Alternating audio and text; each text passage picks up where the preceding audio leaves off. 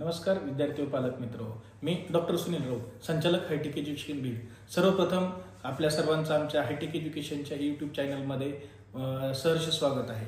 आज आपण चर्चा करणार आहोत की बऱ्याचशा पालकांचा आणि विद्यार्थ्यांचा फोन येत आहे की सर आम्ही लवकर फॉर्म भरावा नीटचा की उशिरा भरावा, त्याचा काही परिणाम होतो का फॉर्म भरल्याचा। जसं की जर मी आज फॉर्म भरला तर मला माझ्याच गावचं सेंटर मिळेल का बाहेरचं मिळेल, तर असे बरेचसे प्रश्न विद्यार्थ्यांचे आणि पालकांचे होते। आपण त्याविषयी एक चर्चा करणार आहोत। त्याचबरोबर NTA ने जे त्यांच्या वेबसाईटवरती बुकलेट पब्लिश केलेलं आहे, नीटचं जे गाईडलाईनचं बुकलेट पब्लिश केलेलं आहे, त्यामध्ये विद्यार्थ्यांना रँक कशा प्रकारे दिला जातो, त्याचे काय रूल्स आहेत, त्याबद्दल आपण आज चर्चा करणार आहोत। तर आज जर तुम्ही आमच्या चॅनलला नवीन असाल तर सबस्क्राईब करा, जेणेकरून आपल्याला येणाऱ्या काळात 2025च्या नीट यूजीची जे काही प्रोसेस आहे त्या प्रोसेसमध्ये तुम्हाला जे काही मार्गदर्शन लागणार आहे त्याचे जे आम्ही नवनवीन व्हिडिओज बनवणार आहोत ते आपल्याला आमच्या यूट्यूब चॅनलमध्ये मिळून जातील। जर सबस्क्राईब केलं तर आपल्याला त्याचं नोटिफिकेशन येत राहील, जेणेकरून आपल्याला आपली माहिती आपल्यापर्यंत मिळून जाईल। तर आज आपण चर्चा करणार आहोत की जर फॉर्म लवकर भरला तर त्याचा परिणाम आपल्या सेंटरवरती का रिझल्टवरती पडतो का, त्याच्यावरती आपल्या रँकवरती काही फरक पडतो का, याच्याबद्दल आपण आज चर्चा करणार आहोत। तर सर्वप्रथम आपण जो नीटची जी रजिस्ट्रेशन चालू झाली त्याचा जो काही व्हिडिओ बनवला होता स्टेप बाय स्टेप, त्याचे काही जे 10 प्रकारच्या स्टेप आहेत, म्हणजे रजिस्ट्रेशन टू कन्फर्मेशन पेज पर्यंत वेगवेगळ्या टप्प्यामध्ये 10 टप्प्यामध्ये जो काही फॉर्म भरायचा होता त्याचा आपण जो व्हिडिओ बनवला, त्या व्हिडिओमधून बऱ्याच जणांचे फोन आले, मेसेज आले आणि कमेंट्स आले की सर नीटचा फॉर्म जर आपण लवकर भरला तर सेंटरवरती काही म्हणजे लवकर जवळचं सेंटर मिळते का, कुठल्या रिझल्टवरती काही परिणाम पडतो का, आपल्याला रँकवरती काही परिणाम पडतो का। तर तसं काही नाही। जर तुम्ही सेंटर फॉर्म अगोदर भरला काय आणि उशिरा भरला काय, तर याच्यामध्ये कसं असतं की NTA जी एकमेव संस्था आहे भारतातली, तर त्याचं काम काय आहे की भारतातल्या पूर्ण मुलांनी, जेवढ्या मुलांनी नीटचे फॉर्म भरलेले आहेत यांची एक्झाम कंडक्ट करणं। आपण ज्या वेळेस फॉर्म भरतो आणि सेंटर टाकतो तर क्वाईट ऑब्वियस पेरेंट्स आणि विद्यार्थी विचार करतो की माझ्या जवळचा टाकायचं सेंटर। तर NTA काय करतं की ज्यावेळेस आपण फॉर्म भरतो आणि सेंटर टाकतो ज्यावेळेस त्यांची स्क्रुटनी होती फॉर्मची, तर त्या फॉर्ममध्ये असं पाहतात की विद्यार्थ्याचं जे काही त्यांचं डोमेसाईल म्हणजे ऍड्रेस जो आहे, ऍड्रेसच्या अकॉर्डिंगली त्यांना जवळचं सेंटर आहे ते अलॉट करायचं, ते NTAचं काम असतं।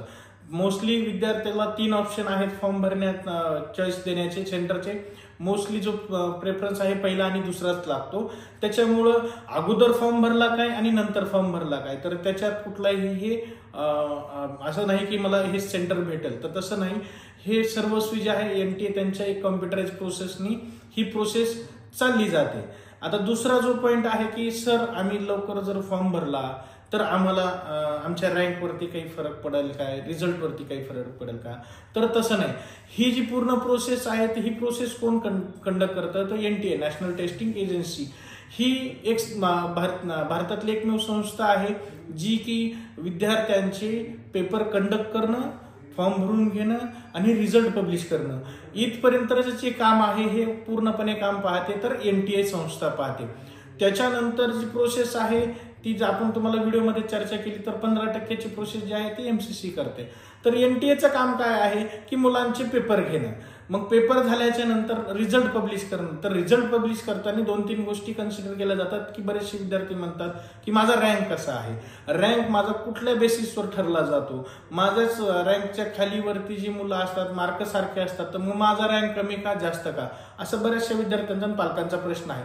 तर हे सर्वस्वी जे आहे NTAचा एक रूल आहे, त्या रूलनुसार हे विद्यार्थ्यांचे रँक ठरले जातात। जसं मागच्या वर्षी रूल होता की विद्यार्थ्यांना सपोज एक सारखेच मार्क आले तर त्यांना रँक कसा द्यायचा, बट लास्ट इयर काही गोष्टी मॅनिप्युलेट झाल्यामुळं बऱ्याचशा प्रोसेसवरती संशय घेण्यात आला, प्रकरण कोर्टामध्ये गेलं, त्याच्यानंतर प्रोसेस झाली।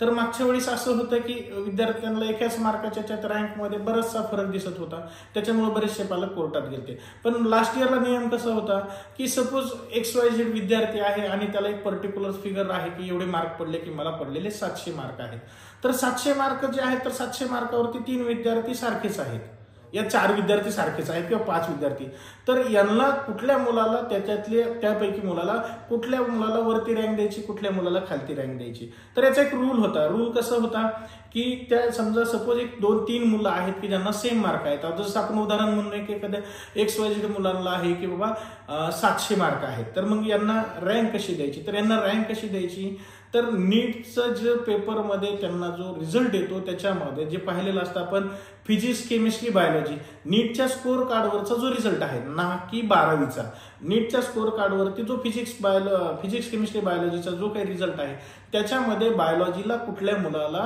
पर्सेंट जास्त आहे त्या मुलाला रँक वरची भेटली जाते.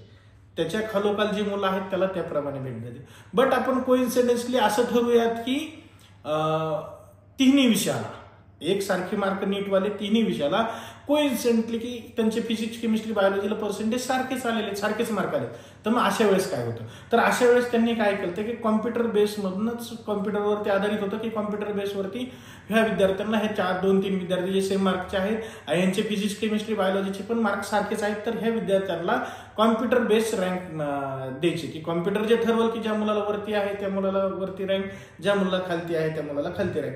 ह्याच गोष्टीमुळं लास्ट इयरला बरेचसे पालक जे आहेत की कोर्टामध्ये गेले की रँकच्या याच्यामुळं, त्यामुळं त्यांनी ह्या वर्षी थोडा बदल केलेला आहे त्याच्यात.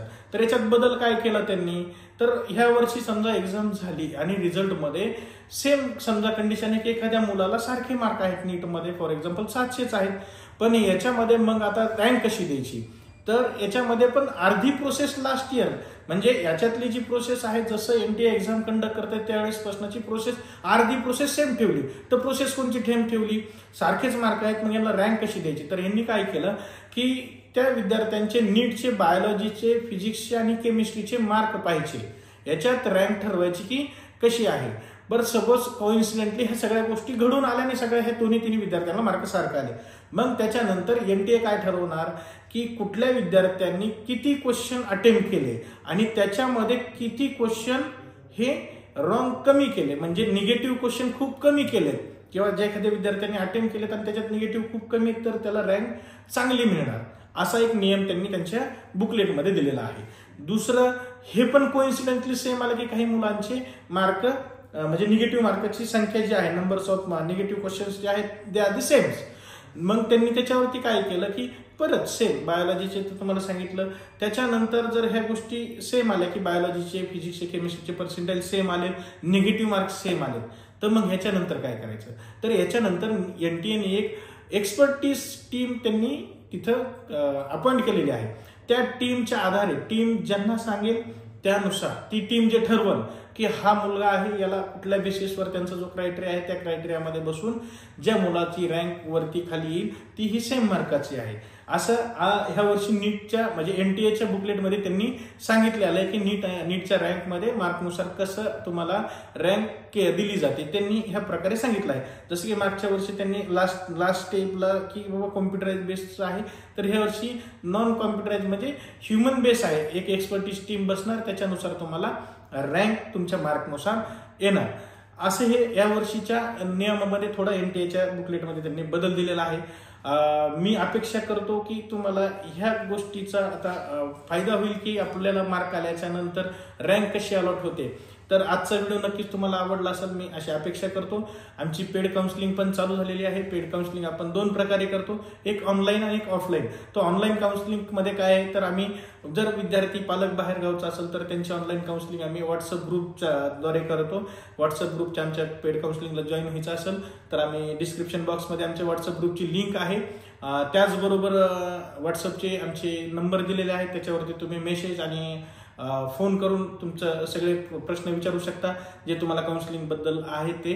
आणि दुसरं म्हणजे ऑफलाईन म्हणजे आमच्या ऑफिसला येऊन तुम्ही आमची पेड काउन्सिलिंग पण जॉईन करू शकता, ज्यामध्ये आम्ही काय करतो तर तुमचा नीटचा फॉर्म भरण्यापासून ते तुमच्या ऍडमिशनपर्यंत प्रोसेस करतो.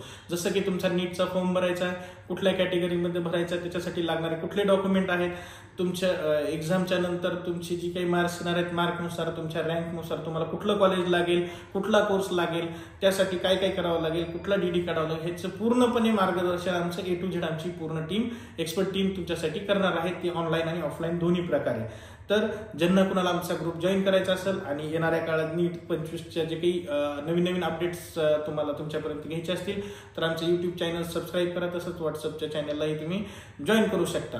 आणि आता जाता जाता एक महत्त्वाचं म्हणजे आज जे काही नीटचे फॉर्म भरण्यासाठी विद्यार्थी ऑफिसला आले किंवा जी कोणी बाहेर भरतायत तर त्यांचे फोन येत आहेत की सर थोडा इश्यू आहे. तर हो, नीटचे फॉर्म भरायला थोडा इश्यू आहे. तो काही पॅनिक न होता आज संध्याकाळपर्यंत या उद्या दुपारपर्यंत हा प्रॉब्लेम सॉल्व्ह होऊन त्याच्यामुळे विद्यार्थ्यांनी कुठल्याही प्रकारचं टेन्शन घेऊ नका आणि विद्यार्थ्यांनी चांगला अभ्यास करा.